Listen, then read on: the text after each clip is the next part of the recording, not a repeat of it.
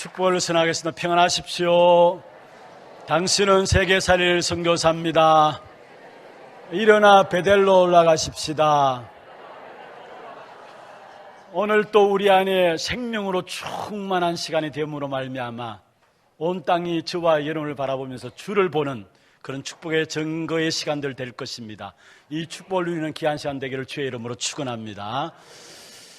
많은 성도들이 현장에 살아가면서 갈등들을 하고 있는 것들 가운데 무엇을 하며 어떻게 살아가야 될 것인가 라는 갈등들을 많이 하고 있습니다. 세상 속에 들어가서 살려고 하니까 세상과 동화되어 버리고 또 세상과 친화되어지는 그런 부분들 속에서 오는 갈등들이 있고요.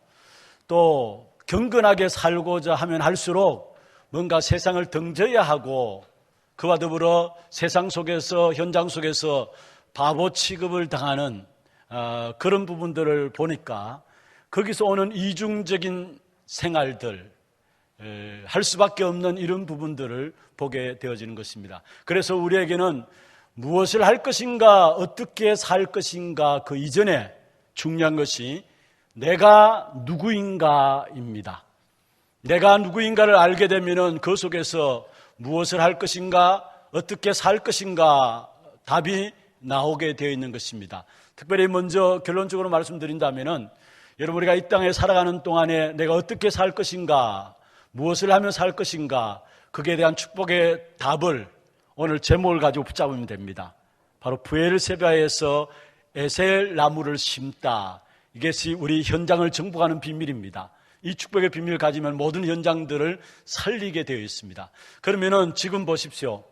어떤 면에서 웰빙 역풍의 시대를 당하고 있는데 웰빙의 바람이 불고 있습니다. 이 말은 그만큼 사람들이 가면 갈수록 병들어 가고 있다는 것이고요. 또 한 반면에 좀 먹고 살만하니까 어떻게 사는 것이 잘 사는 것인가, 무엇을 하며 사는 것이 잘 사는 것인가, 거기에 대한 관심들을 다 가지고 있다는 것이죠. 그래서 시대마다 사람들마다 제일 인기 있는 책들 가운데 있다면 그게 바로 자기개발서, 처세술 이런 것들입니다.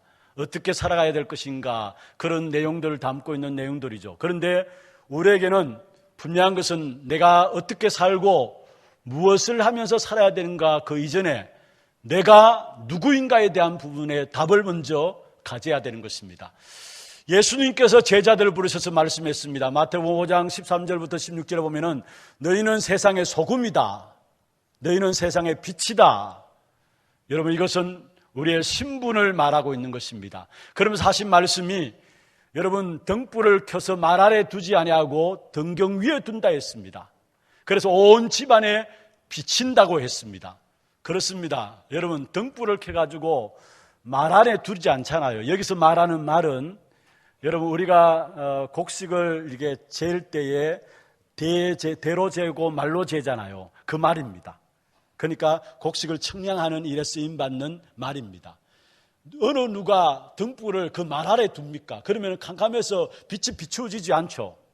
그 등불은 당연히 등잔 위에 둡니다. 다시 말해 등불을 받치는 받침대 위에 두게 되는 겁니다. 그로 말하면 온 집안이 환하게 비춰지는 것입니다. 이것은 우리에게 무엇을 말합니까? 결국 이 땅의 모든 문제는 저와 여러분으로 말미암아 해결되어지는 그 축복을 주신다라는 사실을 말씀하고 있는 것입니다. 아브라함을 부르셔서 하나님께서 말씀하셨습니다. 땅의 모든 족속이 너로 말미암아 복을 받겠다. 그렇습니다. 하나님께서 아브라함을 통해서 이 땅의 모든 문제 해결자로 세우셨습니다. 그래서 그 모든 문제 해결자로 세우신 그 부분들을 하나하나 확인시켜 나가는 것이 지금 창세기의 아브라함 사건을 통해서 우리에게 보여주고 있는 것입니다. 분명한 것은 구원받은 저와 여러분을 통해서 우리의 가정과 지역과 민족, 세계를 살리시겠고 이 땅의 모든 문제를 해결하시겠다라는 것이 하나님의 언약입니다. 그렇기 때문에 여러분은 사명 가지고 하나님의 축복을 누려야 합니다. 또 당연히 여러분을 하나님의 축복하시게 되어 있습니다. 왜냐? 여러분이 살아나야 여러분 가정이 살아나고 여러분이 몸담고 있는 지역이 살아나고 이 땅과 이 민족이 살아나기 때문에 하나님 여러분을 축복하시게 되어 있다는 사실입니다. 오늘 이 시간에 이 사실들을 예배하는 가운데서 확인케 되어지는 그런 축복의 시간들 되기를 다시 한 번 더 주의 이름으로 축원합니다. 그럼 먼저 첫 번째입니다. 성도가 축복받는 것을 불신자들이 보게 됩니다. 성도들이 축복받는 것을 불신자들이 보게 됩니다. 분명한 것은 이 축복의 역사들을 먼저 누리기 위해서는 여러분 하나님께서 모든 하나님의 자녀들에게 약속하신 것이 있습니다. 그것이 뭐냐 하면은 바로 서밋의 축복을 누리는 것입니다. 다시 말하면 구원받은 하나님의 자녀들에게 가장 먼저 동일하게 누구에게나 주신 축복입니다. 그것은 바로 영적 서밋의 축복을 누리는 것입니다. 하나님이 처음부터 약속하신 것이고요, 예수님께서도 마지막에 말씀하셨습니다. 사도행전 1장 8절에 오직 성령이 너희에게 임하시면 너희가 권능을 받고 예루살렘과 온 유대와 사마리아 땅 끝까지 이르러 내 증인이 되리라.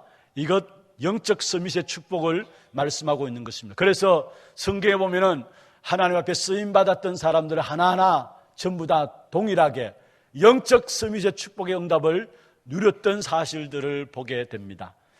요셉, 불신자 왕인 바로왕이 요셉을 바라보면서 창세기 41장 38절에 보면은 하나님의 영에 감동된 사람을 우리가 어찌 얻을 수 있느냐, 이처럼 하나님의 신에 감동된 사람을 우리가 어떻게 얻을 수 있느냐. 정치적으로 가장 높은 왕의 자리에 있던 이 바로왕이 노예되고 포로되어서, 사실은 노예되어서 감옥에 있던 사람 아닙니까? 형에게 팔려서 감옥에 있는 사람, 그 감옥에 있는 사람이 장관의 도움으로 말미암아 왕 앞에 서게 됐는데, 그 왕이 이 요셉을 바라보면서 한 이야기입니다. 하나님의 영에 감동된 사람 우리가 어떻게 얻을 수 있느냐. 이처럼. 무슨 말입니까? 요셉은 영적인 서밋의 자리에 섰던 사실들을 우리에게 보여주고 있는 것이죠. 신명기 34장의 마지막 마무리라면서 이 땅에 모세와 같은 선지자가 없었더라고 했습니다. 무슨 말입니까? 모세조차도 영적 서밋의 자리에 있었던 사실들을 말씀하고 있는 것이죠. 모세의 뒤를 이은 여호수아서 1장 5절에 보면은 하나님께서 여호수아에게 말씀했습니다. 너를 능히 대적할 자가 없이 하겠다 말씀했습니다. 영적 서밋의 축복을 여호수아에게 허락하셨다는 사실을 말씀하고 있는 것입니다. 여러분, 다윗이 이 영적 서밋의 축복을 누렸고요, 사무엘의 말 한마디 땅에 떨어지지 않는 축복, 영적 서밋의 축복을 누렸고요, 엘리야를 따르는 엘리사 선지자가 마지막까지 제대로 구했습니다.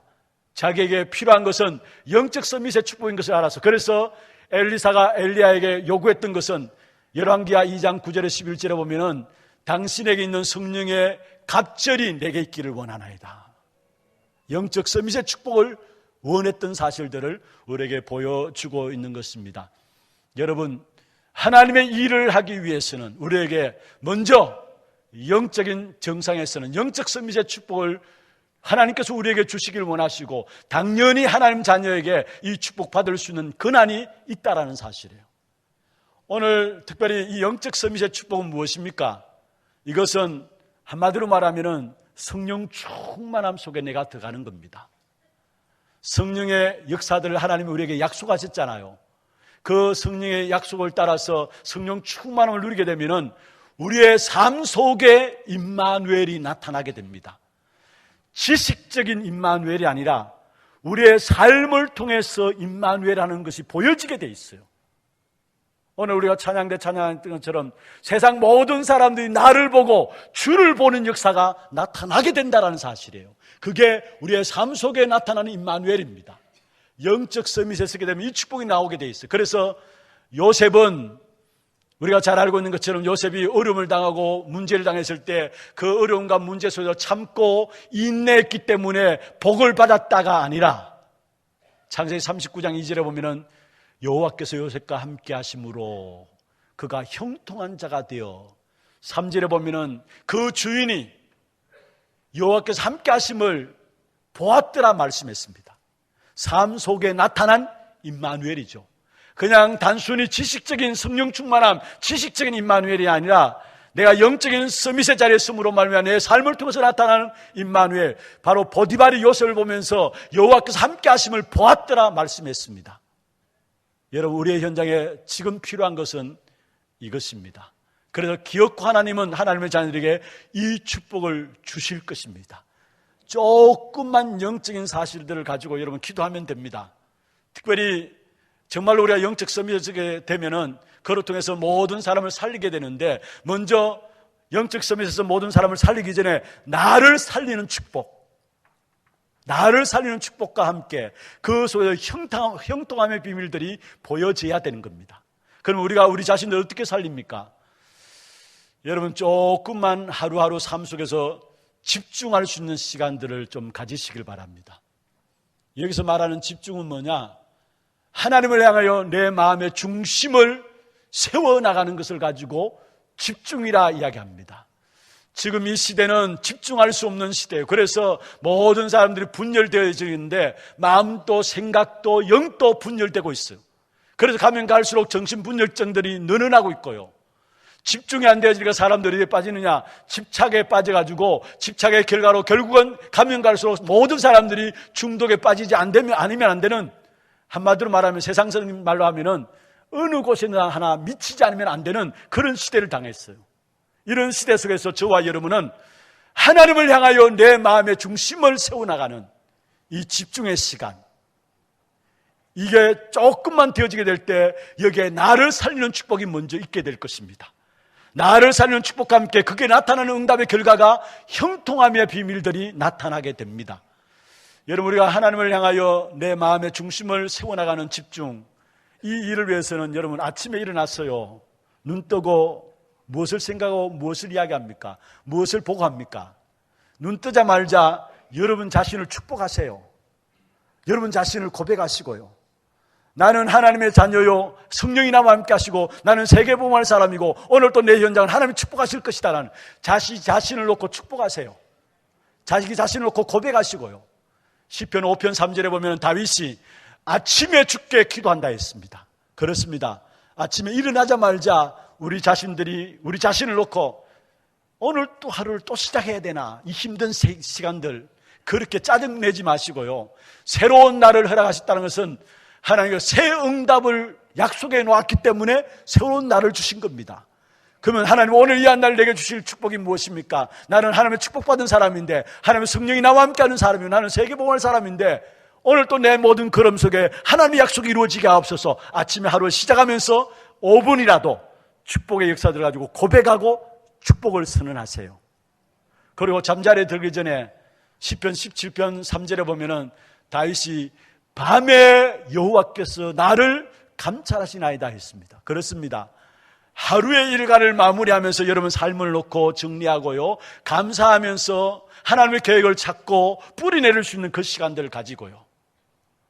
그리고 낮에는 시편 23편에 나오는 말씀처럼 낮에는 순간순간 하나님의 계획들을 붙잡고 그것이 우리에게 체질되어지도록, 그러면 아침과 밤 시간을 이용하고 낮 시간에 순간순간 하나님의 언약을 붙잡게 될 때 그게 이루어지고 그게 연결되어 가지고 하나님께 집중되어지는 24시의 응답 속에 들어가게 됩니다. 그러다 보면 나도 모르게 25시 하나님의 역사가 내 삶 속에 나타나는 하나님의 형통함의 축복이 누가 봐도 아, 이건 하나님의 역사구나, 이것들이 보여지는 형통함의 축복이 나타나게 돼 있어요. 분명히 하나님은 불신자들이 볼 수 있게끔 저와 여러분을 축복하실 것입니다. 이 일을 위해서 먼저 나를 살리세요.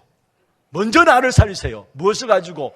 영적인 부분에 조금만 집중해서 나감으로 말미암아 나를 살려야 합니다.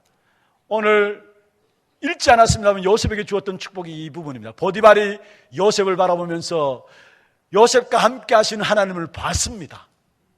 오늘 또한 본문에도 보면 21장에 22절에 아비멜렉이 아브라함을 보면서 고백한 내용입니다. 한번 보십시다.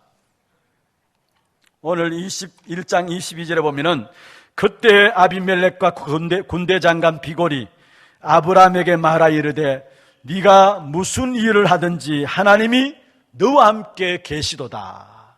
네가 무슨 일을 하든지 하나님 너와 함께 계시도다. 이거를 불신자 블레셋 왕 아비멜렉이 봤다는 거예요. 그런데 사실은 아브라함의 삶을 아비멜렉이 이미 잘 알고 있잖아요. 그런데 그 아비멜렉이 아브라함에게 이런 고백을 했어요. 네가 무슨 일을 하든지 하나님이 너와 함께 계시도다. 창세기 26장 앞으로 살펴보겠습니다만은 26장에도 보면은 이삭에게도 사실 이삭도 보면은 그 본문에 보면은 지아비를 꼭 닮았어요. 닮지 말아야 될 지아비를 꼭 닮아가지고 부전자전일까요? 아버지가 자기 아내를 누이라고 속였잖아요. 그런데 이삭조차도 또 아버지가 자기 아내를 누이라고 속이는 모습이 나요. 그런데 거기에서도 또 아비멜렉과 그 친구 아우삭과 비골이 이 이삭에게 너는 여호와께 복을 받은 자다. 너와 함께 하시는 하나님을 우리가 분명히 보았다. 똑같은 고백을 하는 것을 보아요. 26장 29절에 보면은 너는 여호와께 복을 받은 자다. 그렇게 이야기하는 것을 봅니다. 오늘 사실 이 아브람도 아비멜렉을 통해서 그렇게 고백을 듣게 되죠. 바로 너와 함께하는 하나님을 우리가 분명히 보았다. 사실은 아브람은 어떤 사람이었습니까? 아비멜렉이 알고 있었어요. 사실은 아비멜렉이 아브람의 아내를 취하려 가다가 벌을 받게 되죠. 그 벌이 아비멜렉의 집안의 모든 여자의 태가 닫혀지는 벌을 받았어요. 그런데 하나님께서 이 아비멜렉에게 미리 나타나서 대신 이야기를 해줍니다. 아브라함이 이야기한 게 아니에요. 하나님이 직접 아비멜렉이 이야기하는데 창세기 20장 지난주에 우리가 살펴봤던 것처럼 7절에 보면 그는 선지자다. 그가 너희를 위해서 기도할 것이다. 아비멜렉에 대한 이야기를 아브라함에 대한 이야기를 아비멜렉에게 하나님이 가르쳐 줍니다. 그는 선지자다. 그러면서 결국 또 아비멜렉 이야기하기를 반드시 그 아브라함의 기도를 통해서 네가 복받게 될 것이다 이야기합니다. 아비멜렉이 보면 도저히 이해가 안 돼요. 계속 실수만 하는데. 그런데 사실은 그 실수와 상관없이 하나님은 누구를 축복하셨느냐? 아브라함을 축복하셨어요. 아브라함의 모든 삶을 통해서 아비멜렉이 바라본 것은 뭐냐면 하나님이 너와 함께 하시면 우리가 분명히 보았다라는 거예요. 여러분 그렇습니다. 우리가 복음을 조금만 누리고 복음 중심의 우리의 삶이 쓴다면은 하나님께서 우리의 모든 삶을 축복하시게 되어 있어요. 우리에게 주신 이 복음의 축복을 누리지 못하니까 불쌍한 것은 믿지 못하는 사람들, 불신자들이 어려움을 당해요. 우리에게 주신 어마어마한 복음의 축복 이 사실을 누리지 못하니까 오늘 본문에는 아비멜렉 우리에게 대표적으로 보여주는 거 아닙니까? 믿지 않는 불신자들이 오히려 어려움을 당합니다. 아브라함은 실수를 통해서도 하나님은 오히려 그것을 통해 축복하시는 사실을 말씀하고 있어요. 그렇다고 해서 여러분 실수하라는 말은 아닙니다. 그런데 어떻든 하나님의 언약 가진 백성들은 하나님께 끝까지 지키시고 보호하신다는 사실을 우리에게 말씀하고 있는 것이죠. 그러한 사건 속에서 결국 아비멜렉과 아브라함이 언약을 맺는데 아브라함이 자기 암양 새끼 7마리를 갖다 줍니다. 그리고 땅과 우물을 취하게 됩니다. 그 지역 이름을 가지고 오늘 성경에 보면은 부엘세바라 이야기합니다. 부엘세바. 약속을 맺게 되죠. 아브라함과 아비멜렉의 약속을 맺게 되는데 아비멜렉이 제안합니다.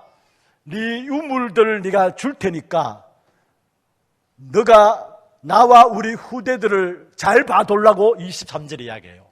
그러면서 아브라함과 아비멜렉 가운데 언약이 세워지는데 그 언약의 맹세의 우물이라는 뜻을 가진 부엘세바, 그 지역에서 언약이 이루어져요. 부엘세바, 맹세의 우물이라는 사실입니다.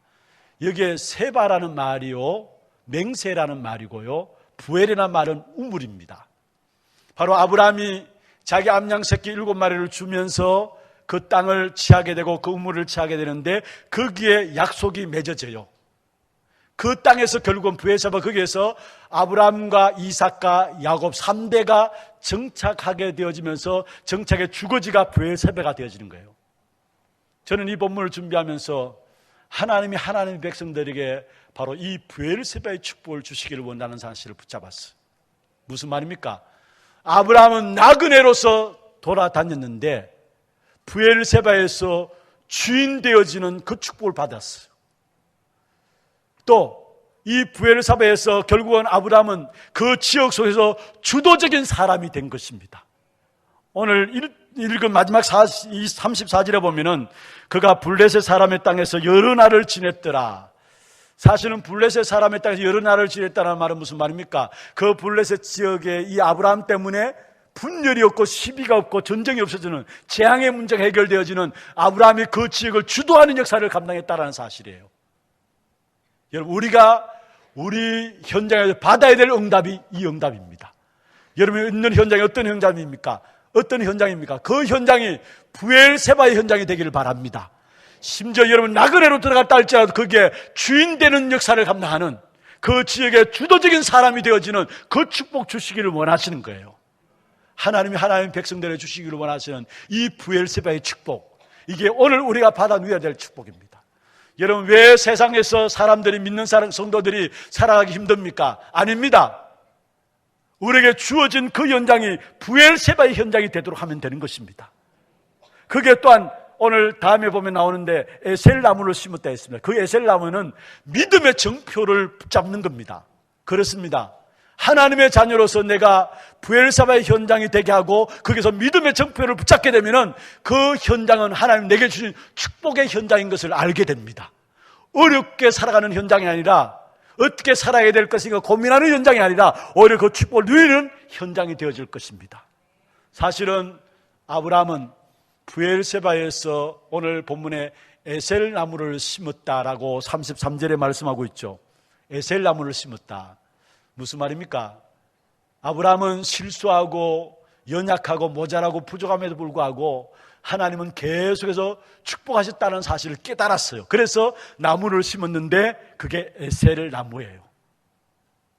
자기는 여지없이 모자라고 부족한데, 너무나 연약한데, 가는 곳마다 실수만 하는데 하나님 내게 은혜 주셨다는 사실을 깨닫고, 다시 말하면 지금 말로 하면은 기념식수를 한 거예요. 그게 에셀나무를 심은 거예요. 그 에셀나무를 심으면서 약속을 맺는데 거기 보면은 아비멜렉 왕과 군대 장관이 와가지고 항복하게 되고, 그리고 자기 자신들과 자기 후대들을 선대해 줄 것을 이야기하면서 아브라함이 그 말을 듣고 약속을 맺게 되죠. 그런 가운데서 아브라함이 깨달은 것이 뭡니까? 나는 전혀 힘이 없지만은, 힘이 없는 것이 문제가 아니라 결국은 원수조차도 우리의 발 앞에 물을 굽게 만들고 굴복시키는 것이구나, 이 사실을 깨닫고 에셀나무를 심은 거예요.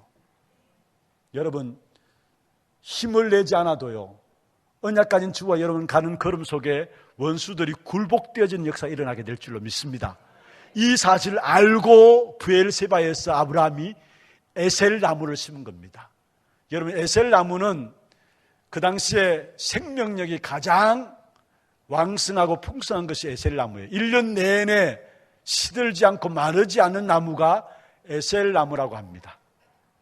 이 에셀나무는 뿌리를 30m 땅 밑으로 두고 있기 때문에 아무리 가뭄 들고 땅이 마른다 할지라도 그 근본 뿌리에 물이 차고 넘치기 때문에 나무는 마르지 않는, 죽지 않는 나무가 에셀나무라 이야기해요. 이것은 무엇을 말합니까?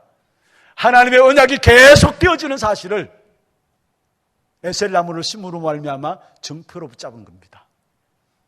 비록 아브라함은 모자라고 연약하지만은, 그러나 하나님의 은혜는 계속되고 있다는 것, 그 하나님의 은혜 앞에 원수조차도 굴복하는 그 축복의 역사들을 기념하기 위해서 이 에셀나무를 심은 사실들을 오늘 본문을 통해서 우리에게 말씀하고 있는 것입니다. 그리고 우리는 하나님의 은혜를 너무나 빨리 잊어버리잖아요. 아브라함 또한 마찬가지였습니다. 그래서 그 하나님의 은혜를 잊지 말고자 그 정표로 삼기 위해서 에셀나무를 심은 겁니다. 여러분, 우리의 모든 현장이 부엘세바의 현장이 되기를 바라고요, 그 부엘세바에서 여러분 믿음의 정표들을 남기는 그런 축복된 응답이 여러분 삶 속에 있기를 주의 이름으로 축원합니다. 특별히 여러분, 우리가 믿음의 정표 에셀나무를 심어야 된다는 이유는 뭡니까? 우리가 얼마만큼 이 복음에 대한 가치를 내가 알고 있는가 한 번쯤은 고민해 봐야 합니다. 정말로 내 후대까지도 이 믿음의 정표를 남길 수 있도록 그 복음의 가치를 내가 알고 있는가, 이 사실에 대한 고민들을 한번 해봐야 합니다. 내가 정말로 복음의 가치를 어느 정도 알고 있는가? 오늘 아브라함은 실수와 연약함과 상관없이 하나님의 은혜로 이끌어진 사실을 깨달으면서, 또 원수조차도 하나님의 은혜 역사 앞에 굴복되어지는 역사를 바라보면서, 우리는 너무나 쉽게 그 은혜를 잊어버리는데 그 은혜를 잊지 않고자 해서 에셀나무를 심음으로 말미암아 그 언약이 계속 되어지도록, 그 사실을 바라봄으로 말미암아 그 언약을 잊지 않도록 하기 위해서 에셀나무를 심었다는 것. 여러분, 특별히 이번 여름 현장 우리 후대들 렘넌트 현장에 이 믿음의 정표 에셀나무를 심는 그런 축복된 역사가 저와 여러분을 통해서 현장에 이루어지기를 주의 이름으로 축원합니다. 두 번째입니다. 그러면 하나님이 분명히 불신자들 보도록 또 축복하시는데 어느 정도 축복하시냐, 그 축복의 기준입니다. 성도를 축복하시는 기준입니다. 분명히 하나님은 우리를 축복하시는데 먼저 하나님의 축복하심을 누리기 전에 여러분 먼저 복음을 이해해야 합니다. 여러분 복음을 이해해야 합니다. 복음을 이해한다는 말이 무슨 말입니까? 여러분 우리가 그냥 기도한다는 말이 아니고요, 주일날 강단을 통해서 하나님 말씀을 주시잖아요. 그 말씀을 받을 때에 그냥 말씀을 받지 마시고 그 말씀을 가지고 한 주간에 여러분이 현장에서 기도할 수 있는 제목으로 잡을 수 있는 말씀을 잡아야 합니다. 6일 동안에 여러분 있는 현장에서 강단 말씀 가지고 기도할 수 있는 그 제목들을 붙잡아야 합니다. 이것을 가지고 복음 깨달은, 복음 붙잡은 기도 속에 들어간다는 말이에요. 이렇게 될 때 성령 충만함이 임하게 되죠. 그래서 여러분 그냥 예배 드릴 것이 아니라 예배 시간 모든 모임 시간마다 말씀이 주어질 때 그 말씀을 통해 가지고 내가 한 주간 현장에서 기도할 수 있는 제목들을 붙잡는 겁니다. 그리고 그거 붙잡고 기도하는 겁니다. 그게 바로 복음 깨달은 기도입니다. 복음 붙잡고 기도하는 것입니다. 그렇게 되어질 때에 한 주간의 삶의 현장에서 어떤 응답이 오느냐? 정확하게 말씀대로 나의 삶을 인도해 나가시는 사실들이 체험되게 돼 있어요. 이걸 가지고 성령의 인도다 이야기합니다. 여러분 성령의 인도는 뭐냐? 말씀대로 내 삶을 하나님 인도해 나가시구나, 이 사실을 현장을 통해서 보는 겁니다. 이게 성령의 인도입니다. 우리의 마음도 생각도 하나님의 말씀대로 이끌어 가시고 현장에 가니까 정확하게 맞아떨어져요. 이게 성령의 인도예요. 그러니까 내 마음과 생각을 하나님의 말씀대로 인도해 가시면서 현장에서 통해서 그게 확인되어지니까 우리에게 뭐가 생깁니까? 힘이 생깁니다. 그 힘이 생기게 되면은 결국은 우리의 환경과 조건 상관없게 돼요. 어떤 환경과 조건이라도 상관없게 돼요. 왜냐? 내게 힘이 있는데요. 그걸 넘어설 수 있는, 환경과 조건을 넘어설 수 있는 그 축복이 우리에게 주어지는 힘 속에서 나옵니다. 그리고 그게 끝난 게 아닙니다. 성령의 역사로 말미암아 아무도 무너뜨릴 수 없는 하나님의 능력의 역사가 내 삶에 나타나게 됩니다. 그리고 그것이 다른 사람에게 전달되어지고 그것이 다른 사람에게 보여지고 나타나게 됩니다. 이걸 가지고 성령의 교통합니다 이야기합니다. 성령의 인도하심을 말씀을 통해서 깨닫게 되고 성령의 역사로 말미암아 무너뜨릴 수 없는, 아무도 막을 수 없는 하나님의 역사가 내 삶에 나타나고, 그로 말미암아 만나는 사람 가운데 내가 현장에 들어가니까 하나님이 성령의 교통함으로 말미암아 내게 있는 그 축복의 역사들이 다른 사람에 전달되어집니다. 이 상태를 가지고 복음의 뿌리를 내렸다라고 이야기합니다. 그래서 먼저 복음을 이해하는 것이 중요하고요, 그 복음을 이해하는데 가장 중요한 시작이 강단의 말씀을 붙잡고 한 주간 기도할 수 있는 제목들을 잡으라는 겁니다. 그렇게 되면 말씀대로 인도하시는 사실이 보여지고 그 속에 힘을 얻게 되면 사람과 환경 상관없게 돼요. 그리고 내 모든 삶에 하나님의 능력이 나타난과 더불어 모든 만남 속에 성령께서 역사하시는 그 관계를 누리게 됩니다. 그게 복음의 깊이 뿌리를 내린 겁니다. 여러분, 우리가 뿌리 내리면 열매는 저절로 맺혀지게 되는 것이죠. 신앙생활은 복음의 뿌리를 내림으로 말하면 되어지는 것이 신앙생활입니다. 내가 몸부림치면서 만들어내는 것이 아니라 요한복음 15장 7절에 보면 너희가 내 안에 거하고 내 말이 너희 안에 거하면은 무엇이든지 원하는 대로 구하라 그리하면 받으리라 했어요. 우리가 깊이 뿌리 내리면은 그 속에서 열매는 나오게 되어 있는 것입니다. 그리고 이 복음의 뿌리를 뿌리 내리면 내릴수록 가장 중요한 응답은 내가 살게 됩니다. 내가 살게 돼요. 다시 말하면 악한 사단이 우리를 건드리지 못하게 되면, 왜냐? 하나님이 우리를 붙잡고 있기 때문에. 믿습니까? 하나님의 손에서 누가 우리를 빼앗아갈 것입니까? 내가 복음을 이해하고 복음의 뿌리 내리면 내릴수록 먼저 내게 주신 축복이 임하게 되는데, 내가 살아남으로 말하면 모든 사람을 살리게 되는데, 내게 임한 축복이 뭐냐? 아무도 악한 사단이 우리를 망하게 할 수 없는, 우리를 실패시킬 수 없는, 왜냐? 하나님의 손이 우리를 붙잡고 있기 때문에. 분명히 말씀하고 있잖아요. 누가 주의 손에서 우리를 빼앗을 자 있느냐 말씀하고 있잖아요. 그 어떤 것도 주님의 손에서 우리를 빼앗을 자가 없는 것입니다. 그리고 여러분, 우리는 조건이 좋아야 된다, 환경이 좋아야 된다 그렇게 이야기합니다마는 틀린 말입니다. 정말로 하나님이 우리를 붙잡고 계시기 때문에 우리로 말하면 우리가 들어가는 현장에 조건과 환경은 만들어지게 되어 있어요. 아무리 안 좋은 조건과 환경이라 할지라도 이제부터는 원망하지 말고 핑계하지 마세요. 하나님은 여러분을 통해서 그 환경과 조건을 만들어 가시기를 원하시는 겁니다. 하나님이 그 축복을 주시기 우리에게 복음을 주신 거예요, 사실은.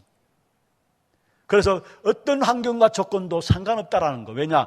나로부터 세상이 복받게 되어 있기 때문에, 나로부터 모든 환경이 살아날 것이기 때문에, 나로부터 모든 사람이 살아날 것이기 때문에, 그래서 나를 살리는 축복을 누리게 되고요. 그 다음에 내가 살아난 만큼 내가 가장 가까이 있는 우리 가정이 복을 받게 됩니다. 사도행전 16장 31절에 주 예수를 믿으라. 그리하면 너와 내 집이 구원을 얻으리라 했어요. 여러분이 복음 가지고 여러분 가정에 들어가게 될 때에 가정에 영향을 주게 돼 있어요.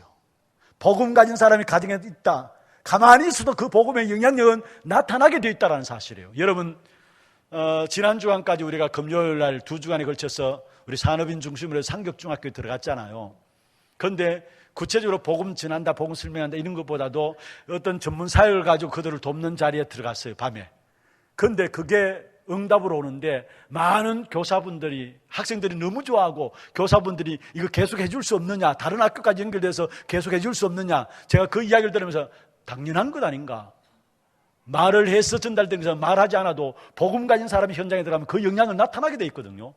여러분 복음 가지고 있기 때문에 여러분 가정에 들어가면 가정이 바뀌어집니다.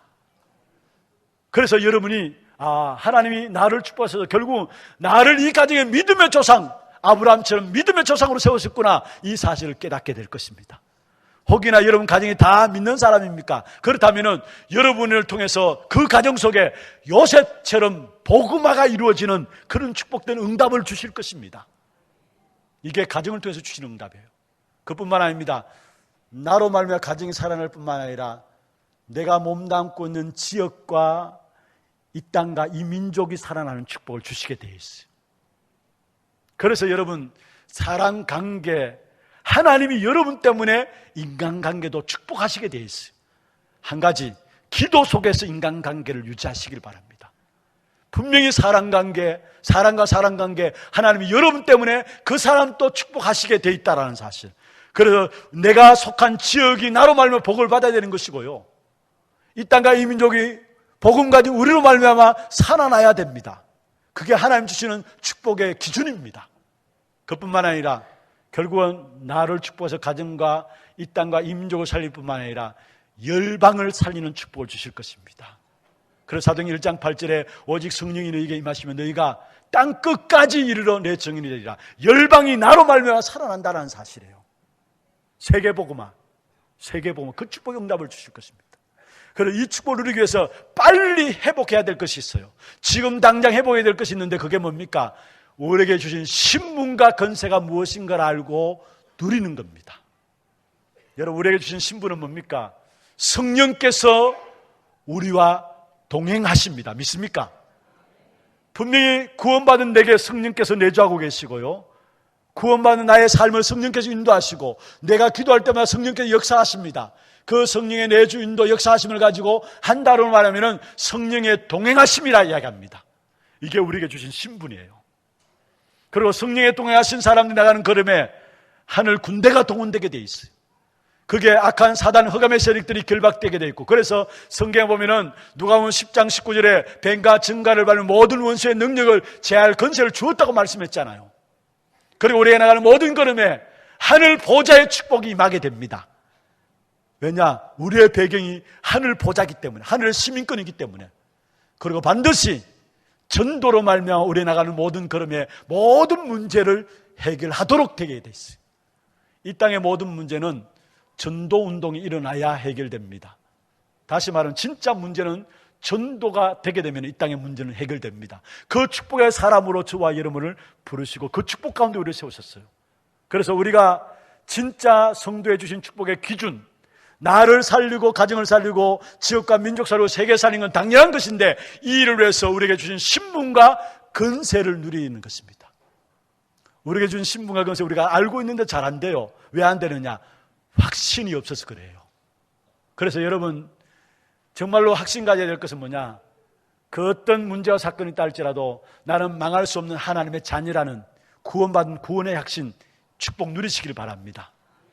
여러분 어떤 자리에 있든지 간에 여러분 그것은 상관없어요. 나는 그리스도로 말 구원받은 하나님의 자녀, 이 사실을 깨달으시고 이 사실을 누리면 되고요. 구원받은 하나님의 자녀, 반드시 하나님은 기도에 응답하십니다. 기도에 응답받으면 능력이 생기잖아요.